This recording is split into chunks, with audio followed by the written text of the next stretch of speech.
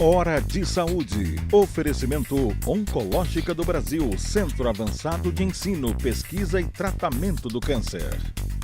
Macedo Hospitalar, tradição em tecnologia presente nos melhores hospitais da Amazônia.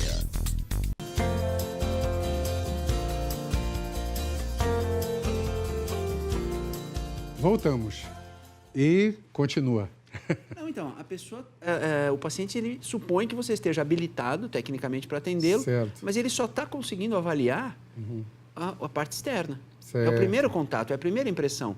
Se nesse momento você não olha nos olhos, não se coloca no nível do paciente, nível físico mesmo, em vez de você ficar... Se ele estiver numa cama, puxa uma cadeira, senta do lado dele, acolha. Isso é muito importante.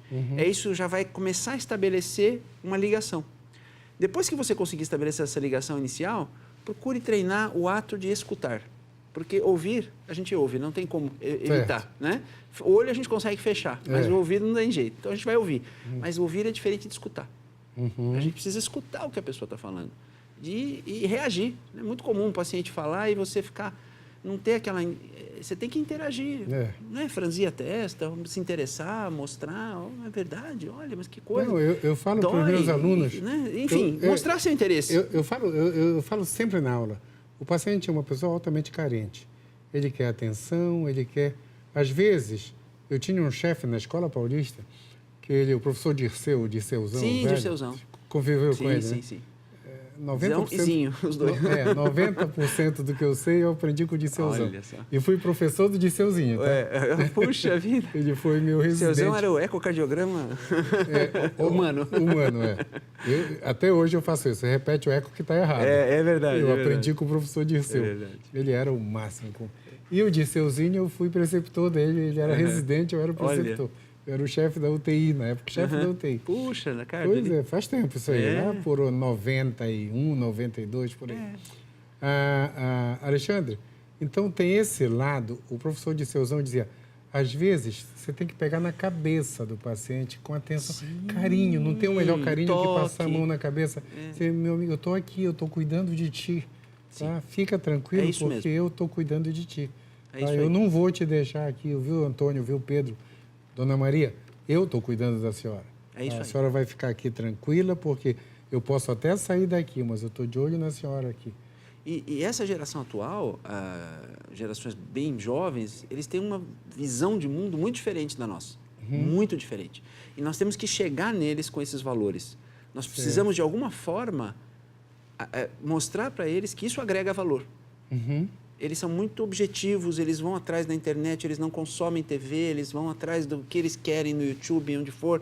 E, assim, se a gente não deixar claro que isso agrega valor, eles não veem vantagem. Isso é muito isso importante. É um ponto importante. Muito importante. Então, são técnicas que a gente desenvolveu, a gente foi aprender e burilou para a nossa realidade de Brasil, para trazer para essas pessoas, olha, é possível você fazer de uma forma diferente. É possível você criar novas vias neurais, na verdade, e se comportar de uma maneira diferente daquela que você está acostumado.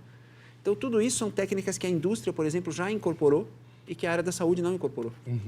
Técnicas de modificação de comportamento, de atividade, de hábitos, e que levam você a desenvolver novas habilidades no trato com as pessoas. Habilidade no trato com o dia a dia, com todos. Isso é assim...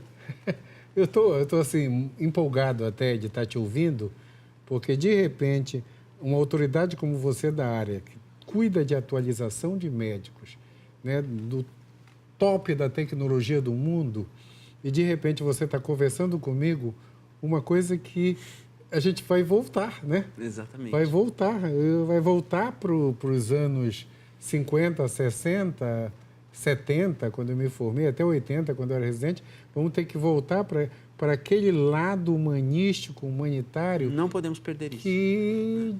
Que praticamente desapareceu dos anos 90 para cá. Exato. Né? Então, esse lado eu acho fantástico. Eu falo para os meus alunos uma coisa básica. Eu digo assim, eu nunca desliguei meu celular. Nunca. Desde que ele existe. Nunca troquei o número. Eu só doutrinei todo mundo para me ligar quando for necessário, para não me ligar à toa. Eu sempre digo assim, marcar consulta não é comigo, Saber se eu estou em Belém não é comigo, saber se o Paysandu vai jogar não é comigo. Mas, se você está com dor no peito, com falta de ar, com palpitação, aí o médico sou eu, é comigo. É comigo. Legal, essa postura é muito interessante. Aí é comigo, certo? Eu doutrinei todo mundo. Então, os meus pacientes, eles sabem que se eles me ligarem na hora do Círio, dia de Natal, dia de ano, ou na final da Copa, eu vou atender, né? Porque eu sou um médico cardiologista. Eu falo para os meus alunos, não adianta nada um médico que você não acha. Pois é. Né? Se você vai guardar o celular, mude de profissão, dá tempo ainda. É verdade. Eu tive uma formação muito desse tipo. Né? Você é médico, você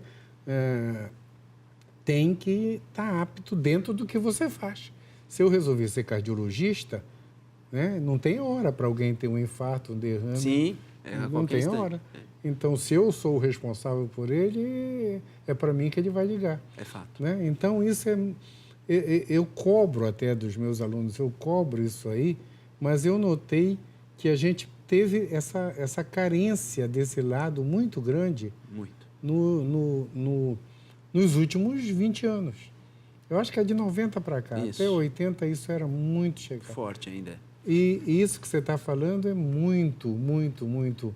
Assim, a gente está voltando numa coisa e que, de repente, a indústria, a produção de conhecimento onde você está, no teu ponto de vista, está se preocupando com esse lado. Exatamente. Por que um médico, na verdade, por que um adulto, ele quer se atualizar? Se a gente for parar para pensar, o adulto, depois que ele se formou, que ele já tem a sua profissão, ele fala, bom, já estou formado, já tenho minha profissão, atualizar? Por que eu tenho que me reeducar? Né? Eu já sei o que eu quero. E, na verdade, a gente vai usar os princípios da andragogia, que é a ciência especializada em técnicas para ensinar adultos. Porque ensinar adultos é diferente de ensinar jovens e adolescentes e crianças, que é a pedagogia. Então, na andragogia, você tem que criar a prontidão para aprender. Então, você tem que criar o valor que a pessoa fala, não, é a cenourinha, não, isso me interessa, isso vai fazer com que eu possa atender melhor o meu paciente, isso vai fazer com que eu tenha até destaque na minha área, é uma competência que eu vou ser reconhecido pelos meus pares por essa competência. Correto. Então, o que for o valor que for, mas você tem que criar esse valor para a pessoa ter o brilho no olho e falar, eu vou atrás. Então, né? E a tecnologia tem a ver com isso. Né? Hoje, os jovens, eles buscam muito essa coisa da tecnologia. Então, é claro, a gente quer melhorar a parte de relacionamento interpessoal, que é muito importante, mas também a gente quer trazer as novidades. E, no dia a dia, dentro da IMED, a gente precisa também trazer essas novidades para as pessoas que, eventualmente, já têm mais tempo de formado, poderem agregar esse conhecimento cabedal médico e poder atuar. Perfeito. Deixa eu te fazer uma pergunta. Você está aqui num congresso médico multidisciplinar da tua área de trabalho. E mexe com atualização médica. Isso. Eu queria te perguntar uma coisinha de atualização médica, bem tecnologia agora. Ok. Tu que mexe com UTI e atualiza médico de UTI, qual é a importância da tomografia de impedância elétrica num paciente crítico? Eu estou te perguntando porque uma época eu conversei com alguém sobre isso, mas no meio médico ainda não vejo o pessoal falar. Toda vez que eu falo da tomografia de impedância elétrica, e já que é da tua área, tu mexe com isso todo dia, com o paciente crítico, qual é a importância, o espaço dela? Muito boa pergunta. A tomografia de impedância elétrica é uma tecnologia que começou a ser desenvolvida na década de 60 e hoje ela está já instituída e sendo utilizada, é possível de ser utilizada nas UTIs.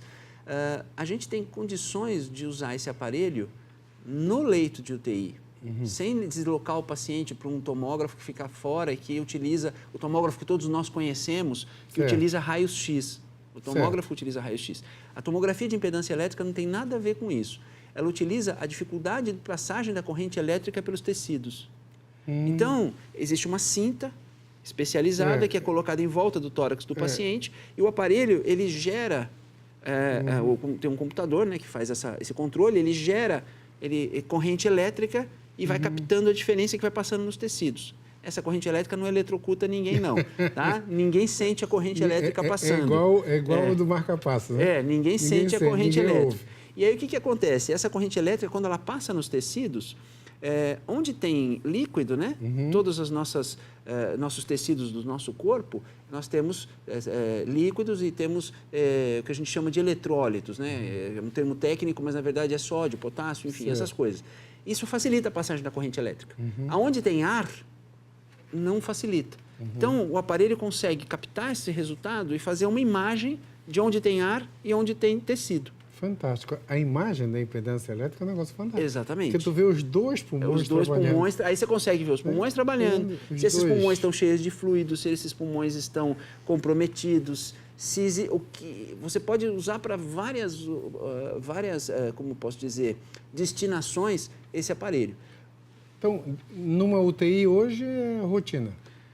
Ainda não é rotina, mas está praticamente se tornando, porque é um aparelho, como eu disse, bastante novo. Cientificamente seria rotina. Cientificamente seria rotina, porque ele traz bastante benefícios. Nós estamos, como disse, é um aparelho novo e toda novidade está sendo implantada, os médicos estão aprendendo a utilizar no dia a dia. É um aparelho que eu, pessoalmente, sou entusiasta. Acho que realmente traz muito benefício, principalmente para o paciente grave. Paciente com insuficiência respiratória, paciente que está no ventilador mecânico, está entubado, está dependendo do respirador, né? Que as pessoas chamam de respirador, comumente falando, né? A população. E o ventilador mecânico, então, esse paciente é um paciente que merece uma monitorização, ele precisa ser vigiado no que está acontecendo. E o tomógrafo faz isso. A tomografia ela é uma espécie de monitor. Exatamente. Em cada respirada, eu estou vendo. Exatamente. Está vendo em tempo real o que está acontecendo. Assim como o monitor me dá o batimento cardíaco um por um, isso. Na cada respiração eu Você vejo vê a a imagem. função e a imagem. É a imagem. Essa coisa é belo quando tu consegue ver a imagem. Exato. Né? Para nós que passamos... Eu sou da época que ver um raio-x já era o máximo, né? Quando chegou, eu falo para os meus alunos, eu sou de antes do ultrassom, da tomografia e da ressonância.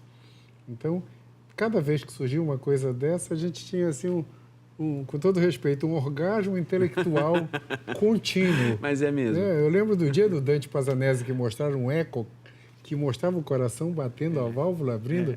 Você sai assim, que é meu Deus! Eu só conseguia aquilo escutando. E você sabe que você falou do eco, é uma coisa interessante, porque são imaens anatomicamente ainda pobres. Você tem que treinar a sua visão para conseguir enxergar, mas funcionalmente muito ricas. Tanto o eco, quanto o ultrassom, quanto a tomografia de impedância elétrica. Ela permite ao médico ter uma noção do que está acontecendo e tomar condutas muito mais precisas. Hoje, a medicina, do ponto de vista tecnológico, ela está evoluindo cada vez mais para o que a gente chama de medicina de precisão, precision medicine. A medicina de precisão diminui a chance de você cometer erros, diminui a chance de o paciente ser submetido a um procedimento que eventualmente não era o melhor para ele. Então, a monitorização tem tudo a ver com isso. O que é monitorização? É vigilância, é você saber o que está acontecendo em detalhes. E a tomografia de impedância elétrica ajuda nisso. O nosso tempo está terminando. Eu vou falar tipo aqueles entrevistadores antigos. Considerações finais. Ok. Eu acho que as minhas considerações finais, primeiro agradecer mais uma vez a oportunidade. Nós, dentro da IMED, temos uma consciência muito clara de que o atendimento que é prestado aos pacientes tem que ser o melhor possível, de melhor qualidade. Isso passa, primeiro, por um atendimento humanizado, por um atendimento com relacionamento pessoal adequado, com uma conexão direta com o paciente. E, associado a isso, tecnologia e qualidade do ponto de vista técnica do produto médico sendo oferecido. Então, quando a gente consegue aliar essas duas coisas, com certeza o paciente vai receber o melhor e vai ficar satisfeito com o que ele está recebendo. Esse é o nosso objetivo. Muito obrigado, Alexandre. Obrigado mesmo. Eu que agradeço. Quando voltar a Belém, aqui é a sua casa. Muito obrigado. O convite é contínuo, tá? Tá ótimo. Muito agradecido. Discutir que isso, hoje o programa me deixou assim enaltecido. Que bom. Porque, por causa do assunto que nós discutimos. Que bom, fico contente. Então tá, pessoal, o nosso tempo acabou. Mais uma vez, uma semana abençoada para todos e até o próximo domingo. Hora de Saúde. Oferecimento Oncológica do Brasil, Centro Avançado de Ensino, Pesquisa e Tratamento do Câncer. Macedo Hospitalar, tradição em tecnologia presente nos melhores hospitais da Amazônia.